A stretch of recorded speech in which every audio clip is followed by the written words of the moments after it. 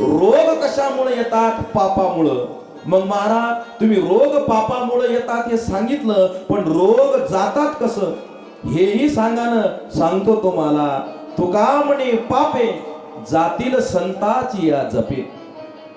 संतांचं जर जप केलं ना आपण, तर महाराज आपले रोग अशा प्रकारे त्या ठिकाणी निघून गेल्याशिवाय राहणार नाहीत. म्हणून संतांचं नाम जप करा. नाम स्मरण गजाननाचे गण गण गणात पोते, अखंड चिंतन गजाननाचे गण गण गणात पोते. नाम स्मरण गजाननाचे गण गण गणात टाळी वाजवा, टाळी सर्वजण भजन करा. चिंतन गजाननाचे गण गण गणात पोते. हे नाम स्मरण गजाननाचे गण गण गणात पोते. गण गणात बोधे. नाम स्मरण गजाननाचे गण गण गणात पोते. नाम स्मरण गजाननाचे गण गण गणात बोधे. हे अखंड चिंतन गजाननाचे गण गण गणात पोते. अखंड चिंतन गजाननाचे गण गण गणात बोधे. हे नाम स्मरण गजाननाचे गण गण गणात पोते. गजाननाचे गण गण गणात बोधे. हो नाम स्मरण गजाननाचे गण गण गणात पोते. अखंड चिंतन गजाननाचे गण गण गणात पोते. नाम स्मरण गजाननाचे गण गण गणात बोधे. अखंड चिंतन गजाननाचे गण गण गणात बोधे. नाम स्मरण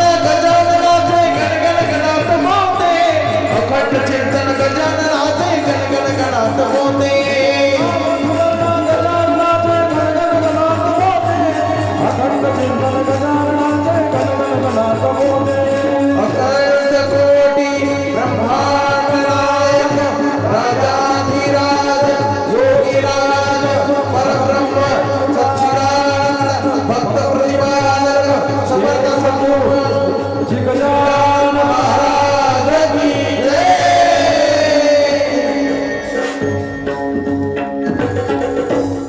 वा. म्हणून आपल्या जीवनातला रोग कमी व्हावा असं जर आपल्याला वाटत असेल, आपल्या जीवनातलं पाप कमी करणं फार महत्वाचं आहे. आणि पाप कमी कशामुळं होतं? तर संतांच्या नाम जपामुळं होतं. म्हणून जेव्हा वेळ मिळेल तेव्हा संतांचं नाम जप करणं फार महत्वाचं आहे. उदाहरण सांगतो मी तुम्हाला, ऐका ऐका महिला मंडळी, श्रोते हो ऐका.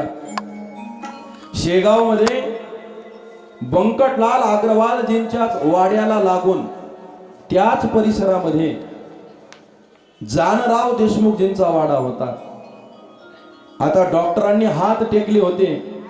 आता यांना बाजाच्या खाली घोंगड्यावर काढून ठेवा, का आता हे जास्त दिवसाचे पाहुणे नाही असं म्हणून महाराज आता त्यांना बाजेवरून खाली काढण्याचा प्रयत्न त्या ठिकाणी चालू होता. आप्त मंडळी दुखी झाली, भावकीतली मंडळी दुखी झाली, घरची मंडळी रडायला लागली. आता काय होईल? आतोनात महाराज प्रयत्न झाले आमच्या जानराव देशमुखजींना वाचवण्याचे. पण काय करावं म्हणून शेवटचा पर्याय, चर्चा झाली होती महाराज गजानन महाराजांची. आता चर्चा की बंकटलाल अग्रवालजींकडे एक महात्मा आलेला आहे, त्या महात्म्यांच्या कृपा आशीर्वादानं जर काही झालं तर एकदा शेवटचा पर्याय म्हणून करून बघा. मग महाराज जानराव देशमुखांचे काही आप्तच बंकटलाल अग्रवालजींकडे गेले. त्यांनी आपल्या बाबांकडे पाठवलं. त्यांचे वडील म्हणजे भवानीराम अग्रवाल. भवानीराम अग्रवालाकडे गेले आणि गेल्यानंतर महाराज त्यांची अशा प्रकारे विनंती करू लागले की जानराव देशमुख शेवटच्या घटकेमध्ये आहे, तुमच्याकडे एक महात्मा आलेला आहे, त्यांची जर कृपा दृष्टी झाली तर नक्कीच त्यांचा जीव वाचू शकतो. भवानीराम अग्रवाल सुद्धा सात्विक विचाराचे होते. त्यांनी असा विचार केला नाही महात्मा माझ्या घरी आहे मग यांची कृपा दृष्टी दुसऱ्यावर कशाला नाही. एका ग्लासमध्ये पाणी घेतलं आणि गजानन महाराजांच्या डाव्या पायाचा अंगठा त्या पाण्यामध्ये बुडवला आणि ते पाणी चरण तीर्थाचं गजानन महाराजांचं त्या जानराव देशमुखाच्या आप्तजांना दिलं. आता औषध गोळ्या तर डॉक्टरांनी बंद करून टाकल्या होत्या. आता हे काही वेळात काही दिवसात जाणार असं घोषित करून टाकलं होतं. पण शेवटचा उपाय म्हणून त्या घरच्या मंडळीनं चमच्यानीनं का होईना त्या गजानन महाराजांच्या चरण तीर्थाचं ते जल त्यांच्या मुखामध्ये टाकायचा प्रयत्न अशा प्रकारे केला. काही 5-6 दिवस अशा प्रकारे त्यांच्या मुखामध्ये ते चरण तीर्थ जाऊ लागलं. पण ऐका साक्षात्कार काय झाला. ज्यांना महाराज डॉक्टरनी अशा प्रकारे मृत होणार म्हणून घोषित केलं होतं तेच जानराव देशमुख गजानन महाराजांच्या चरण तीर्थानं आता हळूहळू बरे होऊ लागले, डोळे उघडू लागले, हालचाल करू लागले आणि आठवड्याभरातच तेच जानराव देशमुख उठून गजानन महाराजांच्या दर्शनाला आले. ही ताकद म्हणजे गजानन महाराजांच्या चरण तीर्थाची आहे. मग ऐका औषध आहे महाराज गजानन महाराजांचं चरण तीर्थ म्हणजे जाणाऱ्या माणसांना सुद्धा वाचवणार औषध म्हणजे चरण तीर्थ आहे महाराज गजानन महाराजांचं. म्हणून फक्त पदतीर्थानं जो रोग झाला होता जानराव देशमुखांना तिच्यातून महाराज ते मुक्त झाले. गंगा भारती नावाचा एक रक्तपिती झालेला एक व्यक्ती शेगावला गजानन महाराजांच्या दर्शनाला आला. का गजानन महाराजांचं चरित्र महत्वाचं आहे ऐका. रक्तपिती सारखा असाध्य रोग त्याला झाला. लोक त्याच्या जवळ बसत नव्हते. अंगाचा घाण वास सुटला होता. पण त्याही व्यक्तीचा गजानन महाराजांनी स्वीकार केला. त्याच्यावर थुंकले. ती थुंकी त्यांनी महाराज आपल्या हातात झेलली आणि मलम म्हणून आपल्या सगळ्या अंगाला लावली. ज्या आयुर्वेदिक मलमाने त्याची रक्तपिती बरी झाली नाही तिथे महाराज आमच्या गजानन महाराजांच्या थुंकी रूपी मलमानं त्या गंगाराम गोसावीची अशा प्रकारे रक्तपिती बरी झाली. हा प्रसाद म्हणजे महाराज आमच्या गजानन महाराजांचा गजानन महाराजांचा आहे. म्हणून ऐका हा जो गंगा भारती गोसावी आहे यांना सुद्धा महाराज गजानन महाराजांचं अशा प्रकारे कृपा आशीर्वाद प्राप्त झाला. आमच्या जिल्ह्यामध्ये एक गाव आहे तालुक्याचं कारंजालाळ. ऐका ऐका ऐका ऐका कारंजालाळ त्या कारंजामधला एक व्यक्ती आहे महाराज त्याचं नाव आहे लक्ष्मण घोडे. असाध्य पोटाचा रोग झाला होता. एवढं पोट दुखत होतं, एवढा त्रास होत होता. काय करावं. पत्नी महाराज आणि त्यांची काही घरची मंडळी त्या लक्ष्मण घोडेला घेऊन शेगावला गजानन महाराजांच्या दर्शनाला आली. गजानन महाराज आंबा खात होते. त्या आंब्यातला एक आंबा गजानन महाराजांनी त्या लक्ष्मण घोडेकडे असणाऱ्या त्यांच्या पत्नीकडे फेकला. प्रसाद रूपी आंबा समजून घरी गेल्यावर गजानन महाराजांनी दिलेलं ते आंब्याचं फळ आपल्या पतीला खाऊ घातलं. आणि काय साक्षात्कार चमत्कार सांगू. एवढे वैद वैकल्य करून सुद्धा त्या लक्ष्मण घोडेचं पोट थांबत नव्हतं. एक आंब्याच्या प्रसादाच्या प्राप्तीनं लक्ष्मण घोडेची पोटाची बिमारी थांबली. हा प्रसाद म्हणजे आमच्या गजानन महाराजांचा आहे. हा प्रसाद गजानन महाराजांचा आहे. आमचे गजानन महाराज म्हणजे पंढरपूरचे वारकरी होते बरं का. आहे का. आज सुद्धा ती प्रथा आहे. आज सुद्धा शेगाववरून दरवर्षी आषाढी वारीला बहुसंख्य गजानन महाराजांचे श्रींचे सेवादारी भक्त वारकरी शेगाववरून चालत चालत पंढरपूरला जातात. आणि तुमचं काहीतरी भाग्य असेल की त्या गजानन महाराजांच्या संस्थांच्या माध्यमातून शेगाव ते पंढरपूरला जाणाऱ्या वारीमध्ये जे पखवाद वादन करणारे महाराज आहेत ते आपल्या कथेला साथ करायला उपस्थित आहेत. ते म्हणजे आमचे काशीनाथ महाराज आहेत. गजानन महाराज संस्थांच्या पखवाद वादकापैकी एक महत्वाचं स्थान म्हणजे आमच्या काशीनाथ महाराजांचं आहे. चला ही महाराजांचीच अशा प्रकारे महाराज कृपा आहे. पंढरपूरला गेलेली मरीची साथ तिथं सुरू झाली. त्याच मठामध्ये एक कवठ्याचा वारकरी होता. त्याच्याकडे कोणी लक्ष देत नव्हतं. पण गजानन महाराजांनी महाराज त्या मरी नावाच्या रोगातून सुद्धा त्या कवठ्याच्या वारकऱ्याला अशा प्रकारे बरं केलं. डॉक्टर भाऊ कवर ऐका. डॉक्टर भाऊ कवर असाध्य असं त्यांच्या पोटाला झालेला फोड फक्त गजानन महाराजांनी स्वतः गजानन महाराजच गेले एका ब्राह्मणाच्या वेशेमध्ये आणि त्यांना महाराज अंगारा दिला. गजानन महाराजाचा अंगारा त्या असाध्य असलेल्या पोटाच्या जागेवर आलेल्या फोडाला लावला आणि आमच्या भाऊ कवरांचा तो फोड अशा प्रकारे बरा झाला. ही ताकद महाराज गजानन महाराजांच्या अंगाराची आहे हो. काय ताकद आहे चरण तीर्थाची, काय ताकद आहे महाराज अंगाऱ्याची. म्हणून मी बोलतो कशा करताना का कथा ऐकायची, खोटं नाही सांगत. असाध्य असलेल्या रोगातून मुक्ती मिळवण्याचं औषध म्हणजे काय तर आमचं पावन पवित्र गजानन महाराजाची कथा आहे. सगळे रोग महाराज तुमचे बरे झाल्याशिवाय राहणार नाही. ही ताकद म्हणजे गजानन महाराजांच्या चरित्र कथेची आहे. म्हणून काय करायचंय, पुण्यवंत व्हावे घेता सज्जनाची नावे. ऐका ऐका ऐका, रोग घालवायचे असतील तर पाप घालवावं लागतं आणि पाप घालवायचं असेल तर पुण्य वाढवावं लागतं आणि पुण्य वाढवण्यासाठी या संतांचं या सज्जनाचं महाराज त्या ठिकाणी नाम अशा प्रकारे महाराज त्या ठिकाणी घ्यावं लागतं. ऐका का महाराज आमच्या गजानन महाराजांची चरित्र कथा अशा प्रकारे श्रवण करायची. ऐका ना मी बोलतो कशा करताना. कसे होते हो गजानन महाराज, बारीक बारीक माहिती मी गजानन महाराजांची तुम्हाला सांगणार आहे. गजानन महाराजांची दाढी करणारा नावी नावी नावी त्याचं नाव होतं महाराज सुपळाजी. गजानन महाराजाची दाढी करत होते ना ते नावी होते सुपळाजी. गजानन महाराज त्याला सुपळ्या म्हणायचे, सुपळ्या. कधीच एका वेळेला गजानन महाराजांनी दाढी होऊ दिली नाही. आरती झाली की वडाच्या झाडाखालून उठायचे आणि लिंबाखाली जाऊन बसायचे. पण तो सुपळाजी आपली पेटी उचलायचा आणि महाराजांच्या मागे जायचा. का? फक्त महाराजांची सेवा घडावी म्हणून. काय महाराज त्याचं कौतुक, काय नशीब. गजानन महाराजाचा अंग संग गजानन महाराजाच्या अंगाला स्पर्श करण्याचं पुण्य महाराज त्या सुपळाजीला लाभलं. म्हणून वैजापूरच्या कथेत सुद्धा त्याचं नाव निघतंय. का? गजानन महाराजाची सेवा केली म्हणून. कधीच महाराजांची सेवा अशा प्रकारे त्या ठिकाणी वायाला जात नाही. ऐका मी बोलतो कशा करताना. गजानन महाराज आजानुभाऊ होते. महाराज आजानुभाऊ म्हणजे काय, टोंगळ्याखाली गजानन महाराजांचे हात जात होते, टोंगळ्याखाली टोंगळ्याखाली. आणि हे हात अजून कोणाचे जात होते माहित आहे का? प्रभू रामचंद्र. प्रभू रामचंद्र कसे होते? आजानुबाहू होते, आजानुबाहू. टोंगळ्याच्या खाली महाराज त्यांचे हात अशा प्रकारे त्या ठिकाणी जायचे. आणि खरं सांगू का तुम्हाला, प्रभू रामचंद्र आणि गजानन महाराज यांच्यात फरकच नाही. आणि हे मी पुराव्यासिद्धी निशी तुम्हाला सिद्ध करून दाखवतो बरं. शरीराचा तर भाग आहेच. प्रभू रामचंद्राचे हात आजानुबाहू आणि आमचे गजानन महाराजही आजानुबाहू. उंच पुरे जवळजवळ 6 फूट उंची होती गजानन महाराजांची. चालायचे तर आपण धावणाराही माणूस त्यांच्या चालीसोबत चालू शकत नव्हता. एवढी महाराज वायू वेगाची गजानन महाराजांची चाल होती. सारखं गणगणगणात बोलते म्हणायचे, चुटकी वाजवायचे. पण आपण चुटकी बोटावर बोट देऊन वाजवतो, पण गजानन महाराज बोटावर बोट देऊन चुटकी वाजवत नव्हते, तर नखानं चुटकी वाजवत होते. जसा विना पहारा करत असताना विण्याच्या तारावर जसा महाराज आपण आघात करतो आपल्या बोटाचा, गजानन महाराज तसा नखानं आपल्या बोटावर अंगठ्याचा आघात करायच्या. असं म्हणतात जखमा व्हायच्या गजानन महाराजांच्या अंगठ्याला.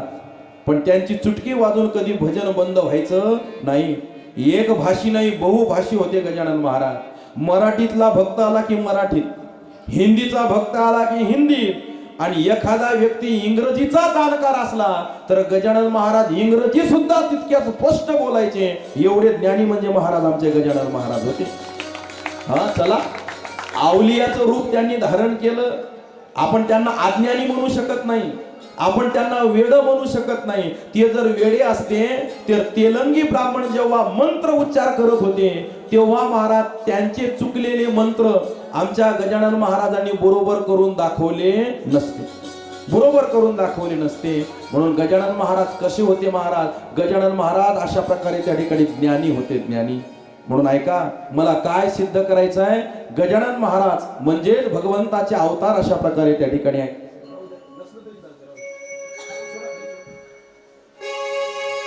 देवते संत देवते संत देवते संत देवते संत देवते संत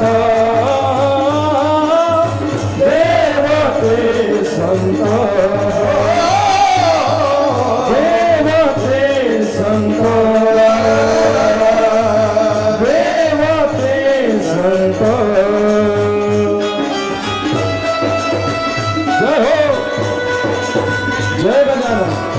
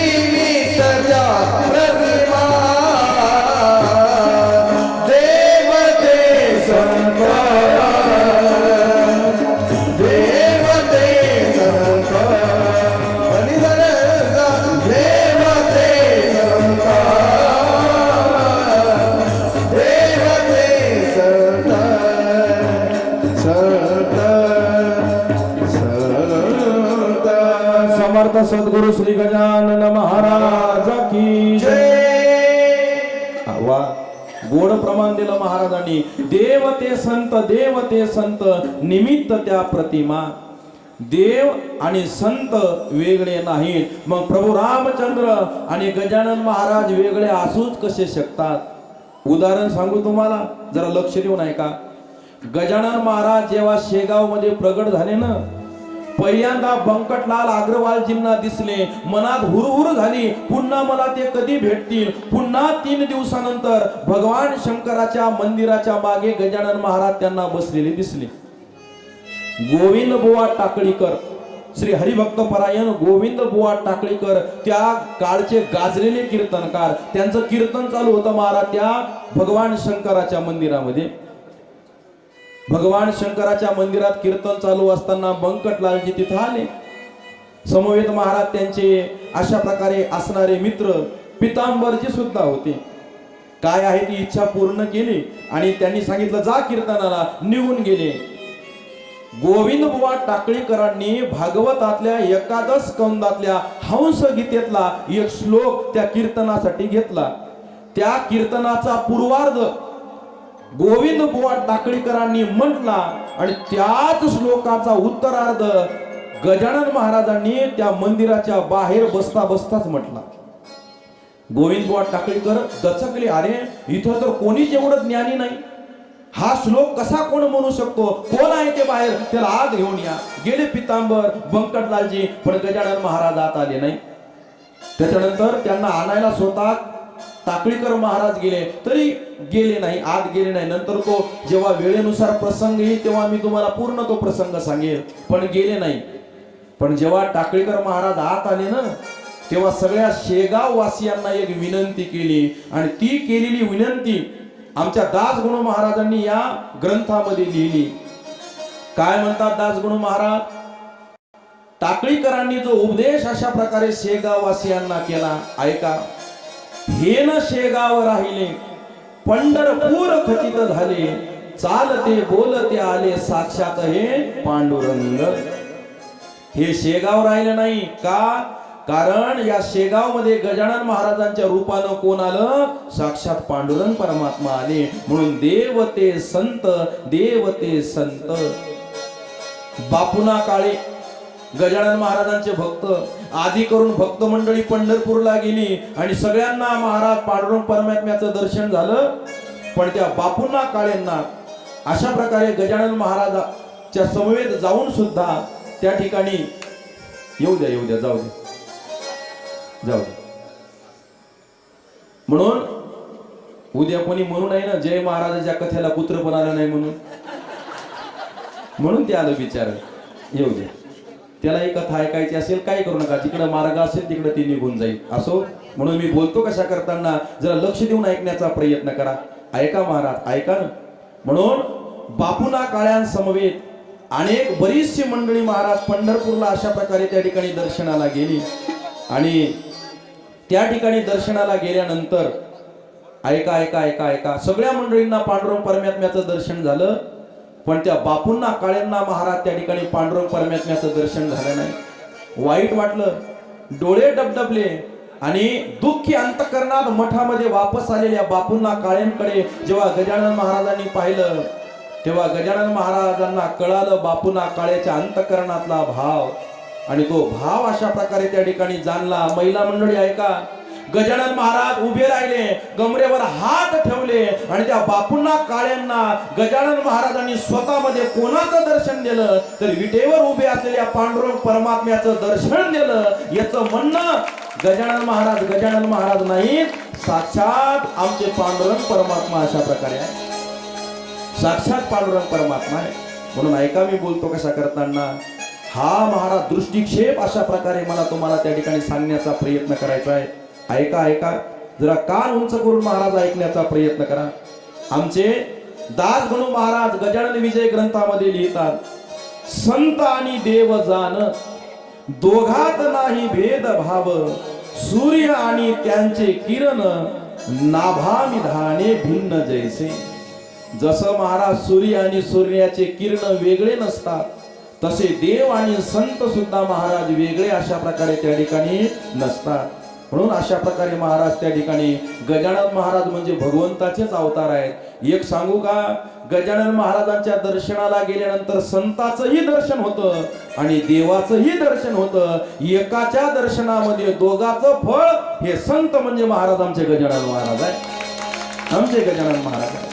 म्हणून चरित्र का ऐकायचं याच्यासाठी महाराज एक एक गजानन महाराजांच्या चरित्रातला दाखला देत देत देत मी तुम्हाला कथा श्रवण करण्याचा प्रयत्न अशा प्रकारे त्या ठिकाणी करतोय. म्हणून माता माऊल्यांनो ऐका, आपल्याला हे चरित्र अशा प्रकारे ऐकायचं आहे गजानन महाराजांचं. आणि खरं सांगू का तुम्हाला, गजानन महाराजांचं चरित्र श्रवण करणं फार गरजेचं आहे. म्हणून कोणाची संगत जीवनामध्ये झाली पाहिजे तर चांगल्या लोकांची संगत झाली पाहिजे.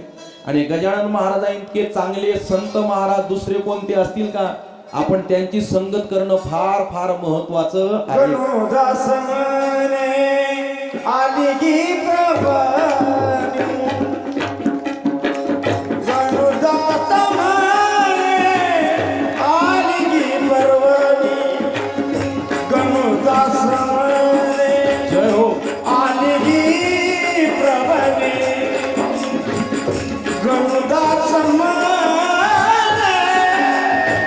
आली की परवणी गणुदास म्हणे,